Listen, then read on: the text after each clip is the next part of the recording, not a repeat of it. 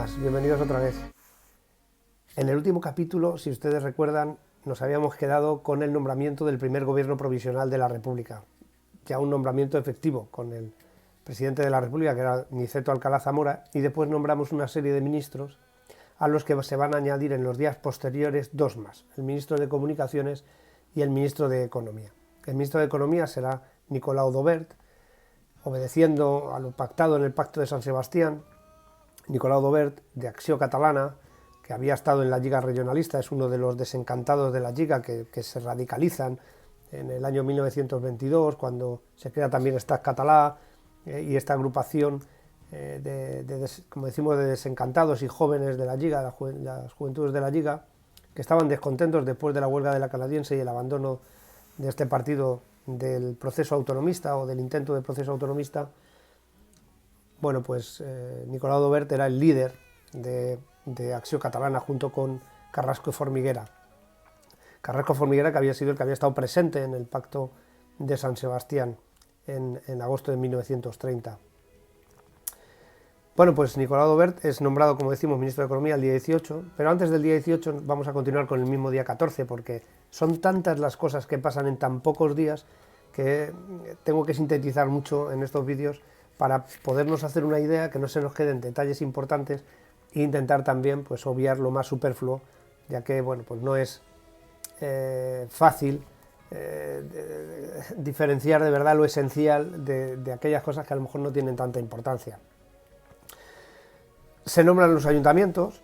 En principio vamos a hablar de Barcelona, porque Barcelona es un caso un poco específico. Ya saben que primero había sido Lluís Companys el elegido para ocupar ese cargo de alcalde, pero se decide que Lluís Companys va a ser el gobernador civil de Cataluña, de Barcelona. Por lo tanto, bueno, pues se va a ser sustituido por Aiguader, por Jaume Aiguader, que es el segundo en Estat Català después de Francesc Macià. Francesc Macià había sido nombrado presidente de la República Catalana, como ustedes recordarán. Luego ya es el primer órdago que le echan a este incipiente gobierno de la República, el gobierno provisional, ya que bueno, una parte de España, una parte republicana de España, se ha declarado de facto independiente y sí que ha hecho una oferta de confederación, pero evidentemente eso no es lo que estaba pactado. Volvemos a repetir otra vez en aquella reunión de San Sebastián de agosto de 1930. Por tanto, la primera gran crisis del gobierno provisional de la República va a ser solucionar lo antes posible lo que está sucediendo en Barcelona. En Barcelona, la mayor parte de los concejales son de Esquerra Republicana de Cataluña, pero el Partido Radical de Alejandro Lerroux, el Partido Republicano Radical, también obtiene una muy buena representación. Evidentemente, los concejales elegidos democráticamente por parte del Partido Radical son contrarios completamente a aquello que había hecho Francesc Macià. Incluso probablemente dentro de Esquerra Republicana de Cataluña, aquellos que venían del Partido Republicano Catalán tampoco estarían muy conformes con ese arrebato que había tenido el nuevo presidente, el flamante presidente de la República Catalana. ¿Qué es lo que hace el representante del Partido Republicano Radical?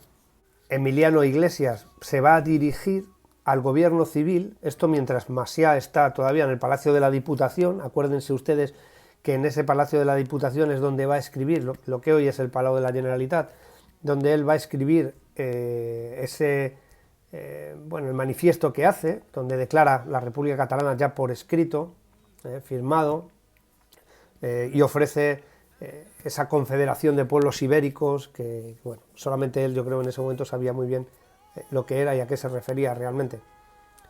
Bueno, pues como decimos, el representante del Partido Radical se persona rápidamente a ver al gobierno civil para intentar hacerse con el gobierno civil. Él dice que para intentar también, él manifiesta allí que quiere evitar una guerra civil, y por esa razón quiere ocupar ese gobierno, porque ve que evidentemente Madrid va a reaccionar ante lo que está pasando en Cataluña, ¿no? Hay un forcejeo con el gobernador no le cede el puesto y por tanto tiene que desistir los afiliados del Partido Republicano Radical, porque son incapaces por la fuerza de ocupar aquello.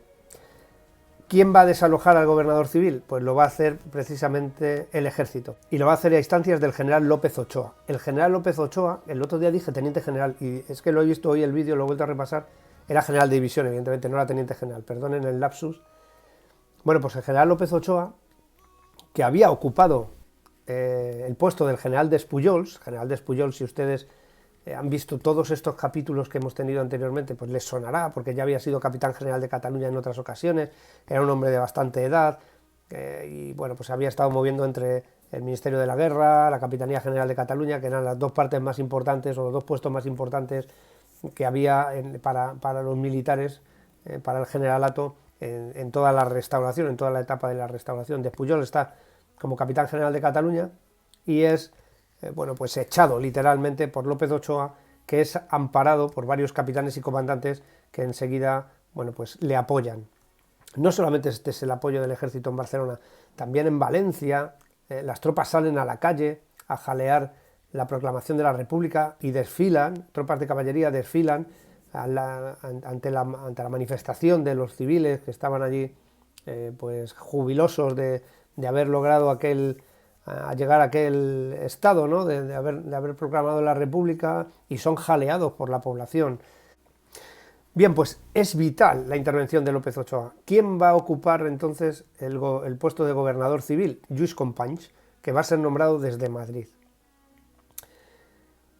Bien, todo esto sucede el día 14.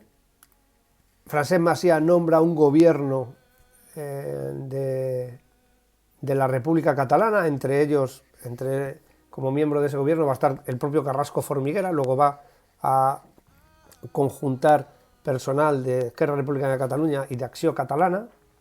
De esa manera se quiere hacer traer a Acció Catalana hacia su propuesta. Carrasco Formiguera, evidentemente, pues es nombrado como uno más de ese gobierno, y se va a tomar la decisión de que 3 ministros del gobierno provisional se dirijan a Barcelona para negociar y para intentar hacer que Francesc Macià se baje del burro. Pero esto será un par de días después. Ahora vamos a continuar con la sucesión de acontecimientos, tanto aquí como en Madrid, ¿no? En Madrid se va a nombrar alcalde, fíjense, si se acuerdan ustedes, el más votado va a ser Niceto Alcalá Zamora, evidentemente ahora es presidente de la República. Muchos de los ministros se habían presentado como concejales, no solamente en Madrid, sino en varias ciudades de España. Por tanto, no van a poder ocupar sus puestos, y se nombra alcalde de Madrid a Pedro Rico. Pedro Rico era del partido de Azaña, de Acción Republicana. Era un abogado famoso porque, bueno, la verdad que el hombre tenía cierto sobrepeso. De hecho, se cuentan anécdotas de que había unas papeleras en Madrid que pues tenían una forma un tanto ovalada, y bueno, le llamaban Pedritos, pues aludiendo a este alcalde. Ya saben cómo somos los españoles haciendo bromas, y si José Bonaparte era Pepe Botella, pues imagínense el pobre Pedro Rico con el tema del sobrepeso, pues enseguida se hicieron eco de aquel hecho. Pedro Rico, como hemos dicho, era del partido de Azaña, de Acción Republicana, y será el que ocupe la alcaldía. Bien, va a haber muchos nombramientos el día 15, el día 16, van a venir desde París los 3 ministros que aún estaban exiliados, Indalecio Prieto, Marcelino Domingo y Nicolau d'Albert.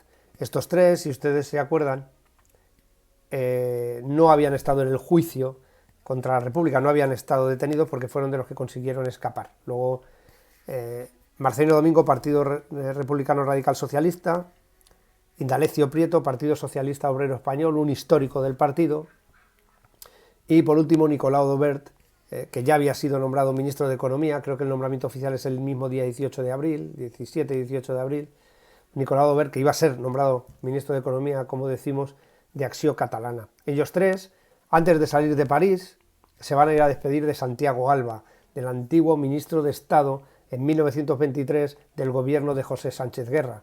Le van a agradecer a Santiago Alba las declaraciones que había hecho acerca de que Alfonso XIII tenía que abandonar el país. Ustedes se acordarán porque salió en el primero de los episodios del capítulo anterior. Y van a proponer ellos 3 a Santiago Alba como embajador en París. Luego, Santiago Alba es uno de los monárquicos, de los primeros monárquicos, que va a haber recompensado, bueno, pues su abandono de su idea monárquica, ¿no?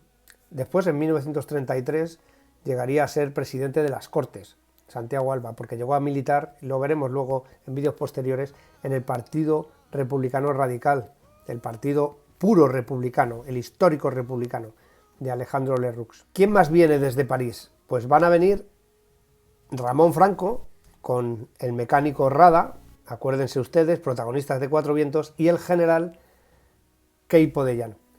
Los tres llegan a la estación en Madrid, son aclamados por toda la multitud, eran unos auténticos héroes. Si ustedes se dan cuenta, en los vídeos anteriores, cuando ven las imágenes de la gente en Madrid, llegando a la Puerta del Sol, y aparecen con una especie de carteles redondos, además de las banderas, incluso se ven, yo creo, más carteles redondos que las banderas. Si ustedes vuelven a repasar esos vídeos, como digo, en pequeños fragmentos, porque se ven desde atrás los carteles, en realidad eran los carteles donde aparecían las figuras de los capitanes Fermín Galán y García Hernández, de los dos mártires de la República. La martirización de estos dos militares, dirá el propio Alejandro Lerroux, fue vital para que la gente se afiliara a la idea republicana mucho más rápido de lo que ellos esperaban, de que los propios republicanos esperaban. Bien, pues vuelve Ramón Franco, como digo, son sacados a hombros de la estación. O sea, imagínense el júbilo de la multitud.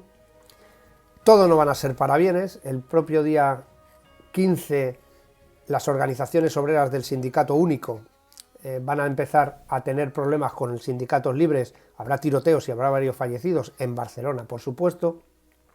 Estos sindicatos únicos van a decir que van a continuar con el movimiento obrero y con la lucha obrera, porque la república es una república burguesa, o sea, reniegan de la república. La CNT de primeras, el anarquismo y la Federación Anarquista Ibérica, que había nacido en 1927, no quieren a la república, o ven a la república como un poco más de lo mismo.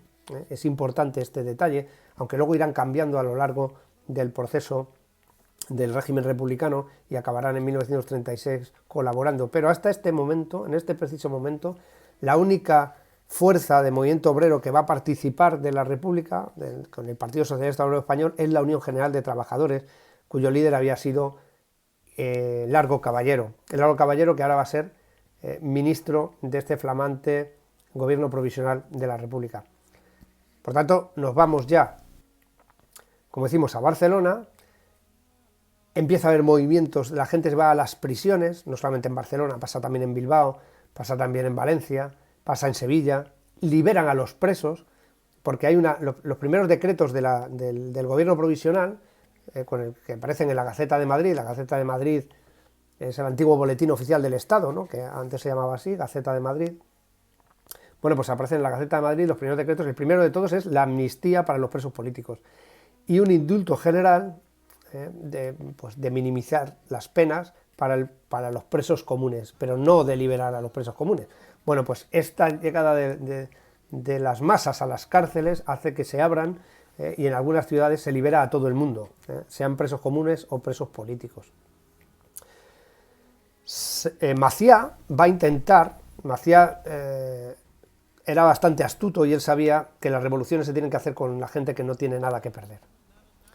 Y evidentemente en Cataluña los que menos tenían que perder era la clase obrera, porque trabajaban en condiciones laborales, pues a pesar de que habían ido ganando bastantes mejoras, pero seguían trabajando en condiciones laborales bastante difíciles, bastante complicadas. Y él sabía que la CNT era vital para poder hacer algo en Barcelona y para poder lograr esa independencia que él pretendía. Sin ellos, sin toda la clase obrera, que era mucha, que eran grandes masas, él sabía que no podía llegar más allá.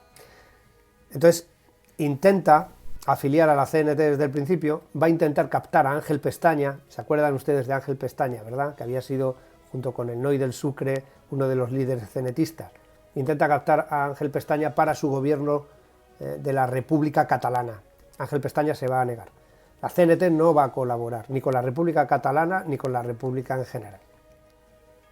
Alcalá Zamora se dirige al pueblo con ese lenguaje barroco de la época. Es muy significativo, luego lo iremos viendo cuando veamos vídeos posteriores y veamos en las elecciones, en los mítines a las elecciones ya a Cortes Constituyentes, cuando hablan, en los vídeos que hay, donde se escuchan parte de los mítines, y se escucha sobre todo a Alcalá Zamora, con ese lenguaje barroco típico de los políticos de la Restauración, que pueden ustedes leer en las sesiones en Cortes, ¿no? Lo que pasa es que lo ven escrito, pero claro, se escucha hablar a Alcalá Zamora. Además tenían costumbre de hablar sin papel, pues tenían un lenguaje muy rico, un castellano pues la verdad que bueno, pues diferente al que podemos escuchar quizá a los políticos de hoy día, ¿no? Sin menospreciar a nadie, por supuesto, es simplemente distinto.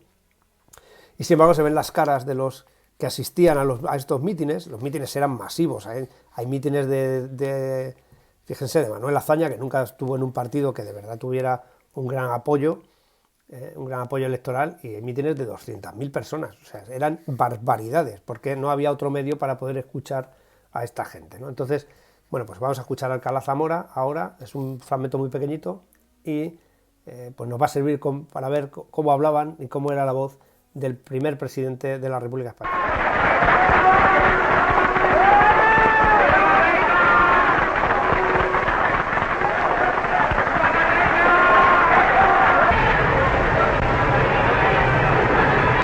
Para España, la del inagotable y misterioso renacer que una vez más podrá asombrar al mundo con el esplendor súbito de sus renacimientos inesperados. Bueno, y escuchado a Alcalá Zamora estos pequeños segundos, este pequeño fragmento, que es uno de los pocos que se conserva, pues vamos a ver qué nombramientos se hicieron más significativos y que a nosotros nos puedan pues llamar más la atención.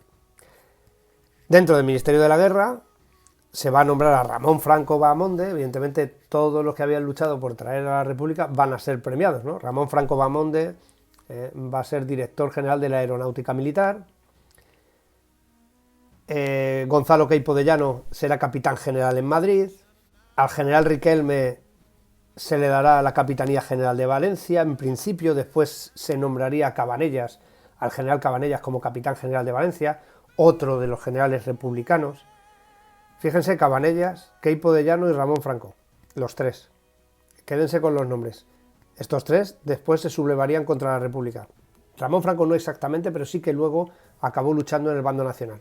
Y Queipo de Llano y Cabanellas pues fueron dos de los generales de división que se acabaron sublevando contra la República en 1936. Lo digo solamente a título informativo. Pedro Mohino, el propio teniente que llevaba la bandera de la República, se acabó sublevando contra la República. Ortega y Gasset, Gregorio Marañón y Pérez de Ayala acabaron apoyando la sublevación de los militares en 1936 también. O sea que tenemos que diferenciar muy mucho esto de 1931 con 1936. Es importante para entenderlo, ¿eh? En 1931 la política republicana acoge un espectro ideológico amplio. Como ven, algunos políticos monárquicos también se afilian a este gobierno republicano y ocupan puestos. Bueno, un poco por dar continuidad, digamos, al caciquismo, ¿no? Caciquismo político. Y los militares además con prestigio, ocupan puestos también, puestos muy importantes. El general Sanjurjo va a ser nombrado alto comisario en Marruecos, en el protectorado de Marruecos. Luego, no son en principio sospechosos de nada, todo lo contrario, están ocupando puestos nombrados a dedo por el gobierno provisional de la República. Bien, volvemos a Barcelona un momento. Día 15, Macià empieza a dictar decretos como presidente de la República Catalana, y uno de los decretos que va a dictar es la anulación de la lengua castellana en la administración pública catalana. Solamente se empleará el catalán. Esto evidentemente era revolucionario en Cataluña. Venimos, fíjense, prácticamente 2 años antes estaba allí Primo de Rivera y había hecho lo propio con el catalán. Bueno, pues ahora volvemos a darle la vuelta a la tortilla y lo que hacemos es eliminar el castellano de la administración pública. Esto, además de muy revolucionario, tengan ustedes en cuenta que en Cataluña había una población de emigrantes del resto de España muy grande, y que tenemos que tenerlo en cuenta. ¿Dónde estaba la gran masa emigrante? Evidentemente en la clase obrera, ¿no? Que por supuesto pertenecía en su gran mayoría a la CNT. Aunque la UGT había conseguido una gran expansión gracias a la dictadura, pero la CNT continuaba siendo el músculo obrero en Barcelona. Bien, la familia real, el rey, como saben, se fue a Cartagena, de Cartagena en un barco llegó al puerto de Marsella. En el puerto de Marsella se iba a reunir luego en París con el resto de la familia real. La familia real sale el día 15, hay un intento de asalto del Palacio de Oriente, que bueno, pues es sostenido por las fuerzas de orden público, que ya se tienen que emplear el mismo día 14, por la noche. Al final todo queda en nada, simplemente bueno, pues se vuelcan algunas estatuas, se dañan algunos monumentos y se coloca la bandera republicana en la puerta del palacio, pero no llegan más allá. La reina y los infantes consiguen salir el día 15 en vehículo, llegan hasta la frontera y allí pues abandonan España, donde la monarquía no volvería hasta el año 1975, ¿no? O por lo menos no volvería a estar instaurada hasta después del 20 de noviembre de 1975. Bien, hay fotos evidentemente de la llegada de estos a París, como, claro, el embajador de España en París era un noble, evidentemente, porque a toda la estructura monárquica de repente la van a sustituir de un plumazo en cuestión de un par de días, pero todavía el rey es recibido allí por la embajada de políticos monárquicos puestos a dedo, evidentemente, por el propio rey. Bien, dejamos al rey, por tanto, y a la familia real ya en Francia, han abandonado por completo al país sin abdicar. Esto también es importante resaltarlo. El rey nunca abdicó, nunca renunció a sus derechos dinásticos y, por tanto, nunca renunció a sus derechos, ni suyos, ni de sus descendientes. Bien, el gobierno provisional de la República va a dictar 5 decretos de forma inmediata, porque evidentemente aquí la constitución que había en vigor es la de 1876, donde había un rey, por supuesto. Ahora tenemos que cambiar todo eso. No hay constitución, luego el objetivo es, evidentemente, ir a elecciones para nombrar cortes constituyentes, hacer una constitución, votarla y aprobarla. Mientras tanto, el gobierno provisional, bueno, pues se va a atribuir plenos poderes para poder llevar a cabo esta labor, ¿no? El de preparar al país para cortes constituyentes. Bien, se nombran 5 decretos. El primero es el de nombramiento del presidente del gobierno, evidentemente en la figura de don Niceto Alcalá Zamora. El segundo es el de nombramiento de los ministros, como ya hemos visto. El tercero es el estatuto jurídico. El cuarto es la amnistía, que ya la hemos mencionado también. Y el quinto es el decreto de creación del Ministerio de Comunicaciones, donde se va a poner a Diego Martínez Barrios, que luego será también muy importante a lo largo de la República y sobre todo ya en la Guerra Civil. Bueno, aparte del Ministerio de Comunicaciones, posteriormente, no el mismo día 14 ni el día 15, como hemos dicho, se crearía el Ministerio de Economía para Nicolau d'Aubert. De esto solo vamos a ver por encima el del estatuto jurídico, ya que es el más peliagudo, ¿no? ¿Era legítimo el gobierno de la República? ¿Este gobierno provisional? ¿Cómo había obtenido el poder? ¿En base a qué? A unas elecciones municipales. Pero había habido un abandono y un vacío de poder por parte del elemento que en ese momento estaba constituido como gobierno, ¿no? Luego, vamos a ver cómo lo solucionan en este estatuto jurídico, y dice esto, que el gobierno provisional, por su carácter transitorio de órgano supremo mediante el cual ha de ejercer las funciones soberanas del Estado, acepta la alta y delicada misión de establecerse como gobierno de plenos poderes. Somete su actuación a normas jurídicas, las cuales, al condicionar su actividad, habrá de servir para que España y los órganos de autoridad puedan conocer así los principios directivos en que han de inspirarse los decretos, cuando las limitaciones que el gobierno provisional se impone.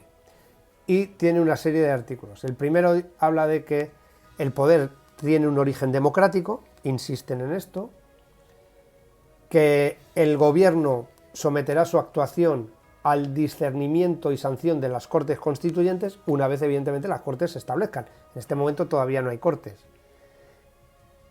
El artículo segundo dice que el gobierno provisional adopta como norma depuradora de la estructura del Estado someter inmediatamente, en defensa del interés público, a juicio de responsabilidad los actos de gestión y autoridad pendientes de examen al ser disuelto el Parlamento en 1923. Así como las ulteriores, y abrir expediente de revisión en los organismos oficiales, civiles y militares. O sea, iniciar un proceso judicial contra el golpe de Estado de 1923.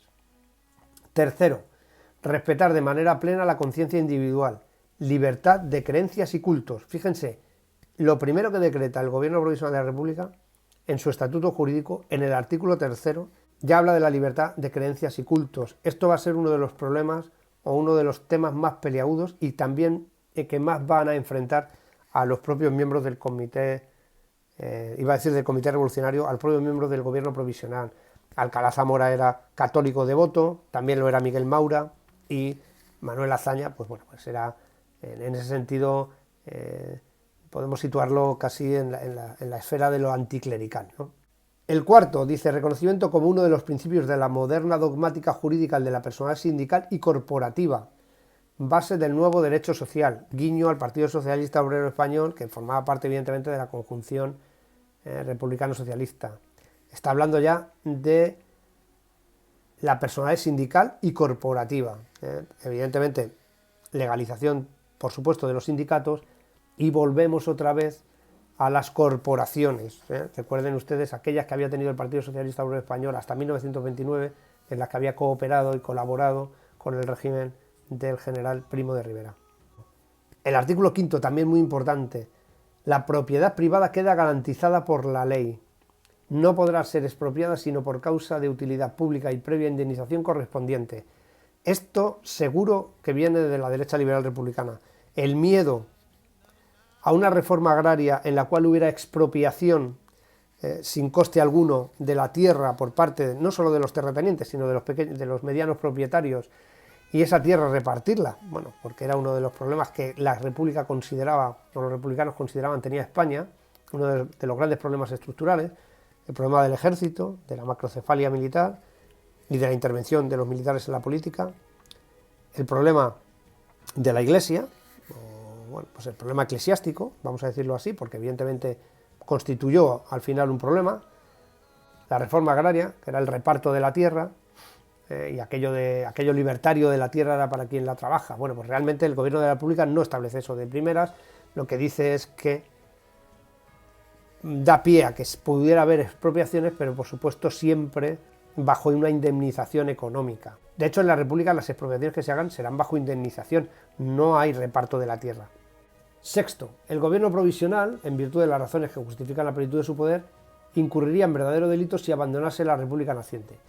Bueno, y por fin el artículo 6 básicamente lo que dice es que se puede anular todos los derechos que se habían establecido en el artículo 4, siempre y cuando fuera en defensa de la República.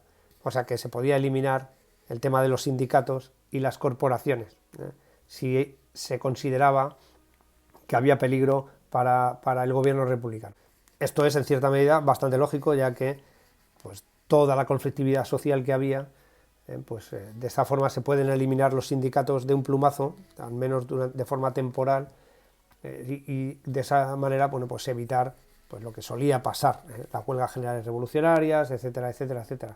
Lo que solía pasar que el mismo día 15 ya van a tener una huelga general, ya se va a proclamar una huelga general por parte de los sindicatos únicos. O sea que luego en el árbol de Guernica hay unos del Partido Nacionalista Vasco, no todo el partido, pero parte, que va a declarar la independencia. Tienen que ser sofocada aquella manifestación por fuerzas de orden público, hay varios heridos, en fin, hay algarabía general, o sea que hay movimientos en toda España y las fuerzas de orden público se tienen que emplear, no es todo una balsa de aceite como pasó el día 14, a partir de ahí va a haber cierta conflictividad y ya poco a poco va a ir derivando en el mes de mayo, que fue pues un caos total y del que hablaremos muy detenidamente en próximos capítulos. Alejandro Lerroux, ministro de Estado, que es el equivalente, ya saben ustedes, al ministro de Exteriores de hoy día, va a lanzar una carta a los embajadores en España, para hacer ver al resto de los países del mundo cuál es la situación, ¿no? Y es muy importante, el primer párrafo dice: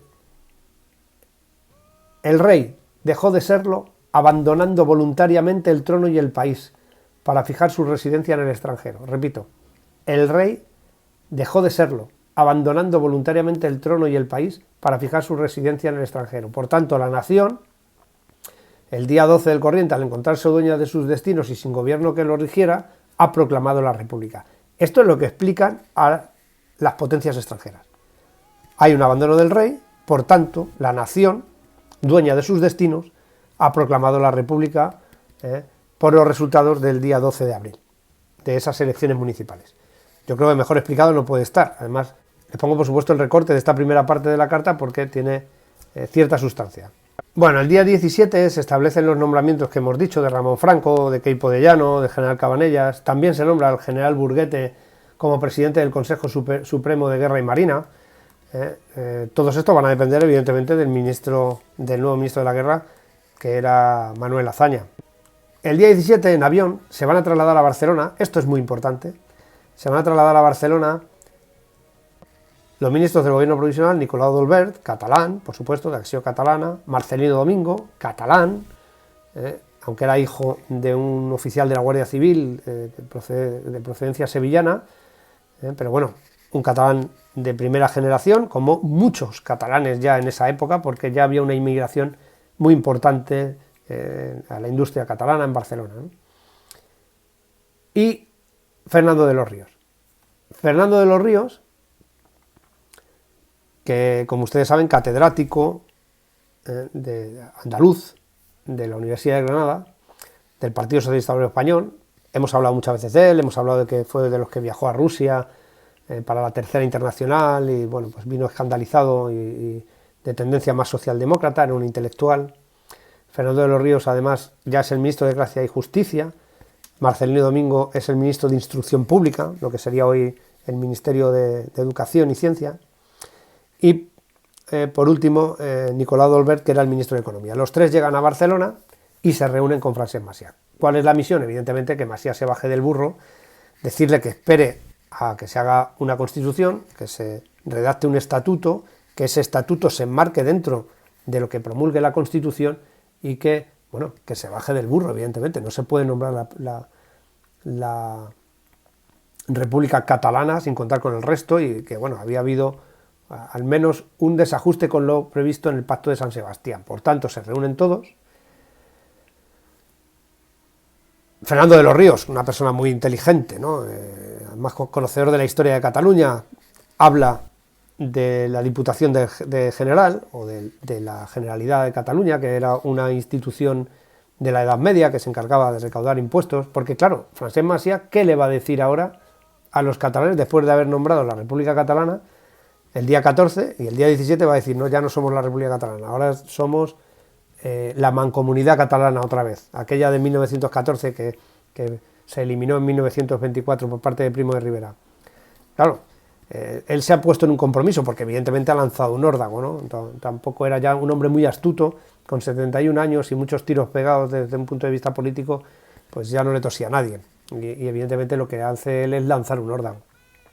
Entonces, Fernando de los Ríos, fíjense ustedes, el andaluz, es el que le habla de esto de la Diputación General y de la Generalidad, ¿no? Que son los dos nombres que tenía este estamento, que formaban cuatro, creo recordar, cuatro nobles, un eclesiástico, en fin, y otros tres de otra naturaleza, prácticamente de la época feudal estamos hablando, aunque dura varios siglos, pero nunca hubo realmente un presidente de la Generalitat, nunca lo hubo realmente. El representante de la Iglesia era normalmente el que lideraba, pero bueno, porque la importancia de la Iglesia en ese momento era muy grande durante la Edad Media y era lógico que fuera el que, digamos, dominara o representara a la Diputación de General, pero era algo, una especie de cuatripartito. Pues Fernando de los Ríos le comenta esto a Macià, y Macià le compra el producto, le dice, bueno, pues vamos a crear la Generalitat de Cataluña dentro de la República Española y será una forma de que Macià sea el presidente, no de la República Catalana, sino de este nuevo organismo, de esta nueva institución, de que no haya una independencia de facto de Cataluña del resto de España, claro que estamos hablando de algo muy grave, y de que la República salve su primer escollo, salve su primera piedra en el camino, el mismo día 17 de abril de 1931. Así se crea la Generalitat de Cataluña, la Generalidad de Cataluña, el 17 de abril de 1931, y su primer presidente va a ser Francesc Macià i Jussà. Y ya para terminar, vamos a ver uno de los nombramientos, la primera mujer que es nombrada directora general de prisiones. Es el nombramiento, digamos, más significativo desde el punto de vista femenino, y ella va a ser pues Victoria Kent, del Partido Republicano Radical Socialista, que había sido, si ustedes se acuerdan, abogada, una de las abogadas defensora durante el juicio a los líderes del Comité Revolucionario. Se acordarán ustedes porque sale en los capítulos, del capítulo sobre todo del juicio, ¿no? Victoria Kent es nombrada directora, como digo, de prisiones, y les vamos a dejar con el vídeo en el que Fernando de los Ríos, ministro de Justicia, pues le entrega ese mando de directora de prisiones a Victoria Kent. Apenas dura 1 minuto y medio, no está entero, como decimos. Esto, además, estos fragmentos han sido rescatados hace relativamente poco de la Filmoteca Nacional de España, pero podemos ver hablando y en movimiento a Fernando de los Ríos y a Victoria Kent, y con ello terminamos. Muchas gracias, les veo en el siguiente vídeo. Gracias. En nombre del Gobierno Provisional de la República Española, doy posesión a la señorita Victoria Kent de la Dirección General de Prisiones. A ella otorgamos esta representación por sus condiciones excepcionales: talento, firmeza, modestia, recato, todo lo que se puede invocar en una persona para rodearla de la autoridad de que en este momento la indice el Gobierno Provisional de la República.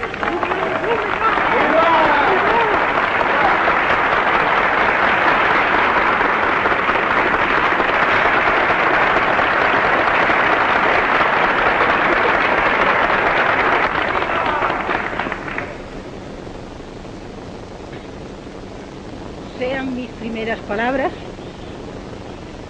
de agradecimiento a este Gobierno de la República Española, que de esta manera trae a colaborar a la mujer. Estas palabras no significan en modo alguno un juicio personal. Yo recojo en este momento el sentimiento y el pensamiento de todas las mujeres españolas.